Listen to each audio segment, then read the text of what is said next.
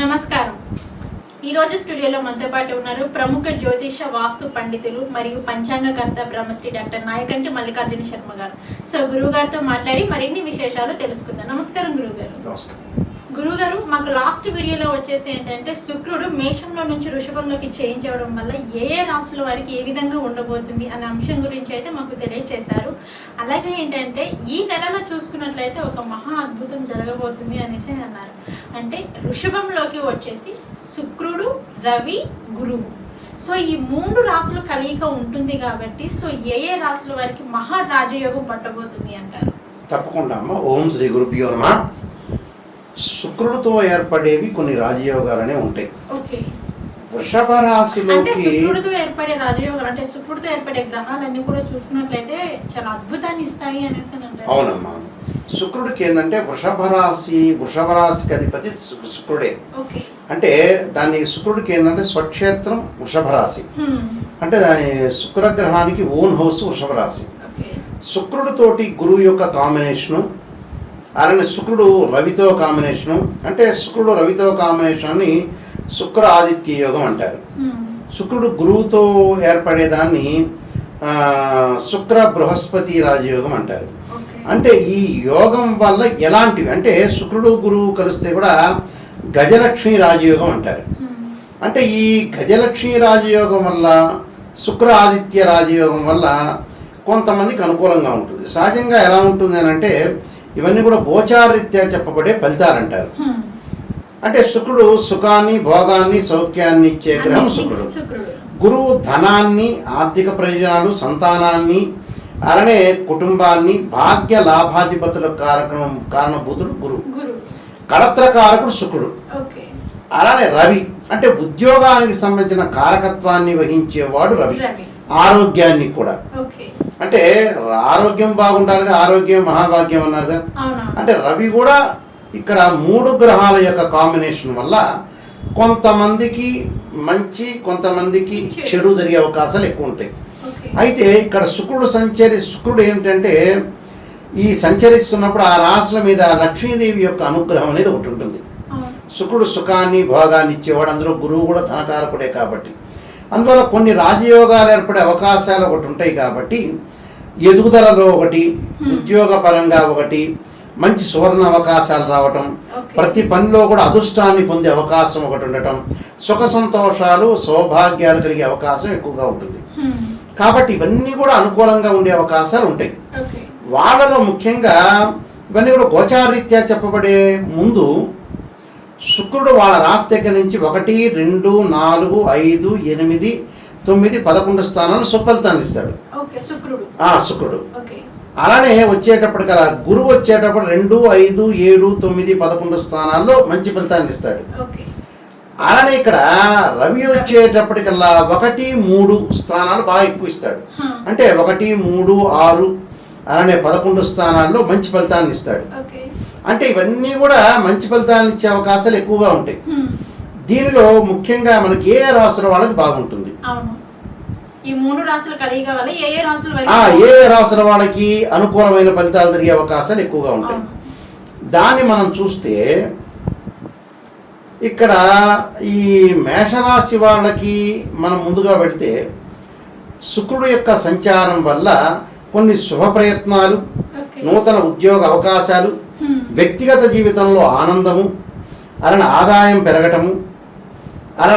పెరగటంతో అందరినీ ఆకర్షించడము, సమాజంలో ప్రశంసలు పొందే అవకాశాలు ఉండటం, భాగస్వామి యొక్క మద్దతు, అంటే భాగస్వామి అంటే భార్యనే కాదు, నూతన వ్యాపారాలు చేయొచ్చు, ఫ్రెండ్స్ కావచ్చు, బంధువులు కావచ్చు, చుట్టాలు కావచ్చు, వాళ్ళ యొక్క సపోర్ట్ ఉండే అవకాశాలు ఎక్కువ ఉంటాయి. అలానే ఉద్యోగం కోసం వెతుకుతున్న వారికి కూడా కొంత మంచి ఉద్యోగం రావటం ఒకటి, అంటే నిరుద్యోగులకు ఉద్యోగ అవకాశాలు మెండుగా ఉంటాయి. అలానే మంచి ప్యాకేజ్ తోటి కూడా వాళ్ళు ముందుకు వెళ్ళే అవకాశాన్ని, అంటే ఒక బంపర్ ఆఫర్ వచ్చే అవకాశాలు ఎక్కువ ఉంటాయి.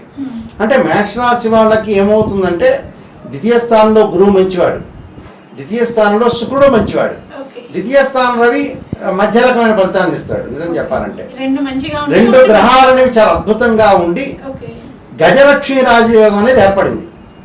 విదేశాలకు వెళ్ళే అవకాశం, వివాహ ప్రయత్నాలు సఫలీకృతం కావటం, వివాహాది శుభ కార్యక్రమాల్లో పాల్గొనటం, విదేశాలకు వెళ్ళే అవకాశం ఉంటుంది కంపెనీ త్రూనే.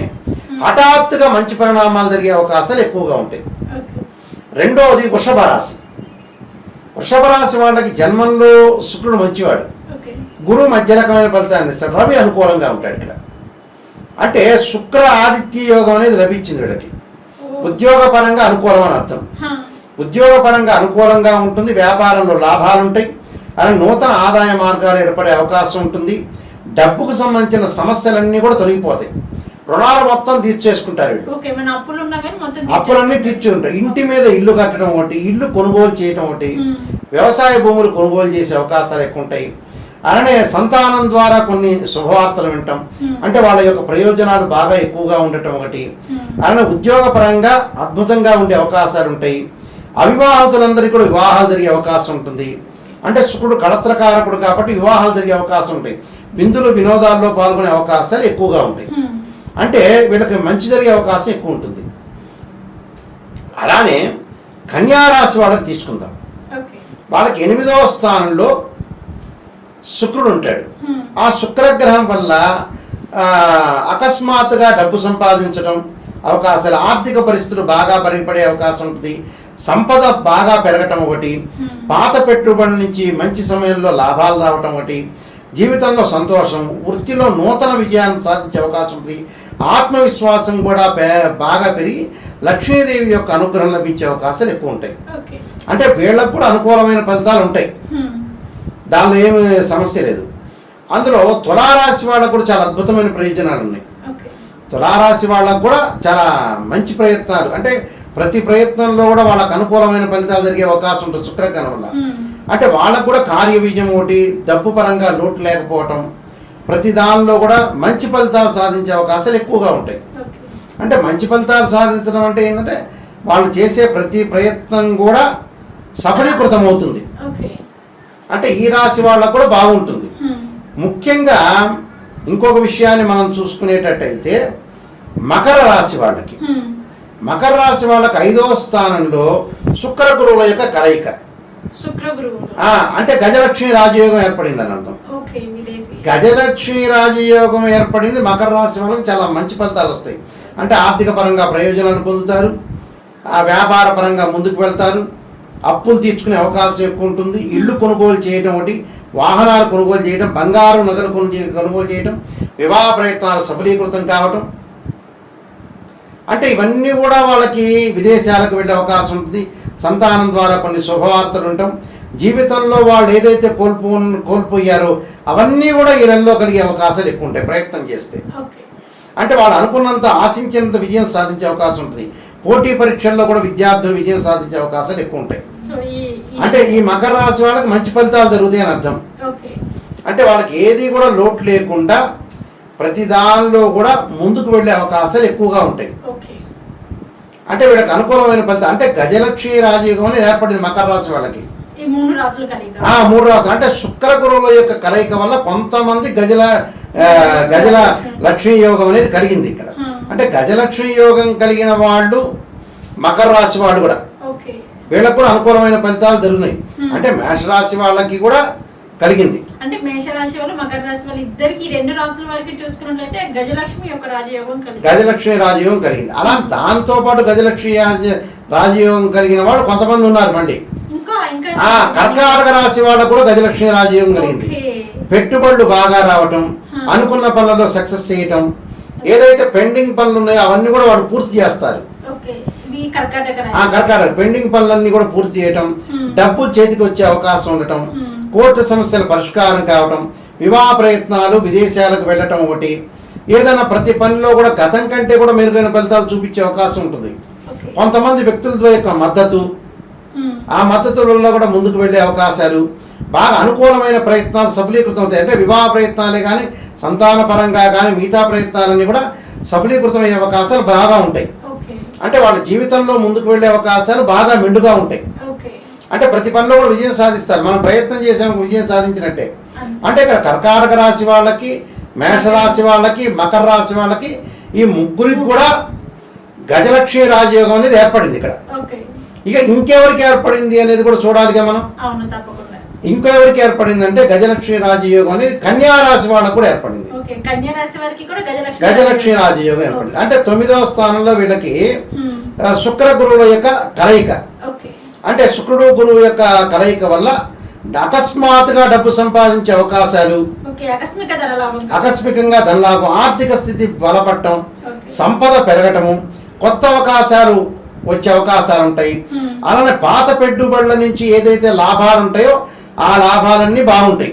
జీవితంలో సంతోషము, వృత్తిలో నూతన విజయాలు, ఆత్మవిశ్వాసం పెరిగే అవకాశం ఉండటం, వివాహ ప్రయత్నాలు సఫలీకృతం కావటం, గతంలో ఎవరైతే డబ్బులు ఇవ్వలేదో అలాంటి వాళ్ళందరూ కూడా వచ్చి డబ్బులు ఇచ్చే అవకాశాలు ఉండటం, విదేశాలకు వెళ్ళటం, విదేశాల నుంచి ధనం రావాల్సిన వ్యక్తులందరూ కూడా ఆ ధనం వీళ్ళకి చేరటం ఒకటి, అలానే ఇంటిలో గృహ ఉపకరణ వస్తువులు కొనుగోలు చేయటం ఒకటి. అంటే వీళ్ళందరికీ కూడా అనుకూలమైన ప్రయత్నాలు జరుగుతాయి. అంటే ఈ రాశి వాళ్ళకి, అంటే ఈ రాశి వాళ్ళకు కూడా లక్ష్మీదేవి యొక్క అనుగ్రహం లభిస్తుందని అర్థం. అంటే ఈ గజలక్ష్మీ రాజయోగం అనేది వీళ్ళందరికీ కూడా వాళ్ళకి మంచి ఫలితాలు జరిగే అవకాశం ఎక్కువ ఉంటుంది. అంటే మకర రాశి వాళ్ళకి, మేషరాశి వాళ్ళకి, కర్కాటక రాశి వాళ్ళకి, అలానే కన్యా రాశి వాళ్ళకి, అంటే ఈ నలుగురికి గజలక్ష్మి రాజయోగం ఉంది. చాలా మంచిది. ఇంకా మిగతా యోగాలు మనం అనుకున్నాం చూసారా, శుక్ర ఆదిత్య యోగం. శుక్ర ఆదిత్య యోగం అనేది కొంతమందికి మాత్రమే ఉంది, కొన్ని రాశుల వాళ్ళకే ఉంది. ఆ కొన్ని రాశి వాళ్ళకు వచ్చేటప్పటికల్లా ముఖ్యంగా మనం చూసుకునేటట్టయితే వృషభ రాశి వాళ్ళకి అనుకూలంగా ఉంటుంది. అలానే మీన రాశి వాళ్ళకి మేనం, మేషం, వృషభం వాళ్ళకి శుక్రాదిత్య యోగం అనేది ఒకటి ఉంది. మీన రాశి వాళ్ళకి శుక్రాదిత్య యోగం అని చెప్తారు. అంటే శుక్రుడు రవి యొక్క కలయిక వాళ్ళకి మంచిది. వాళ్ళకి ధనం సంపాదించడం ఒకటి, పేరు ప్రఖ్యాతలు రావటం ఒకటి, అలానే గౌరవ మర్యాదలు బాగా పెరగటం ఒకటి, అలానే స్త్రీ సౌఖ్యం ఒకటి, వివాహం అయ్యే అవకాశాలు, సుఖము, భోగము, సౌఖ్యం అనుభవించే అవకాశం బాగా ఎక్కువ ఉంటుంది వీళ్ళకి. అంటే అనుకూలంగా ఉండే అవకాశాలు ఎక్కువ ఉంటాయి. విదేశాలకు వెళ్ళే ప్రయాణాలు, వృత్తిపరంగా వాళ్ళకు అనుకూలంగా ఉండటం, మంచి ఉద్యోగాలు రావటం, స్థానచలనం కావటం ఒకటి, భార్యాభర్తల యొక్క సౌఖ్యత, అవమానాలు లేకుండా వాళ్ళకి అన్ని విషయాల్లో కూడా అవమానాలు, గతంలో ఏదైతే అవమానాలు ఉన్నాయో అవన్నీ కూడా తొలగిపోయి అంటే క్లీన్ చీట్గా వెళ్ళే అవకాశాలు ఎక్కువగా ఉంటాయి. శుక్రాదిత్య అంటే మీనరాశి వాళ్ళకు కూడా ఈ యోగం అనేది కలిగింది అక్కడ. అంటే వీళ్ళకు కూడా అనుకూలమైన ఫలితాలు జరిగే అవకాశాలు ఎక్కువ ఉంటాయి. అయితే ఈ యోగాల వల్ల చాలా మంచి జరిగే అవకాశాలు ఎక్కువగా ఉంటాయి. అయితే ధనుస్సు రాశి వాళ్ళకు కూడా మంచి యోగం అనేది ఉంది. ధనుస్సు రాశి వాళ్ళకు వచ్చేటప్పటికల్లా మనకి 6వ స్థానంలో శుక్రుడు, గురువు, రవి.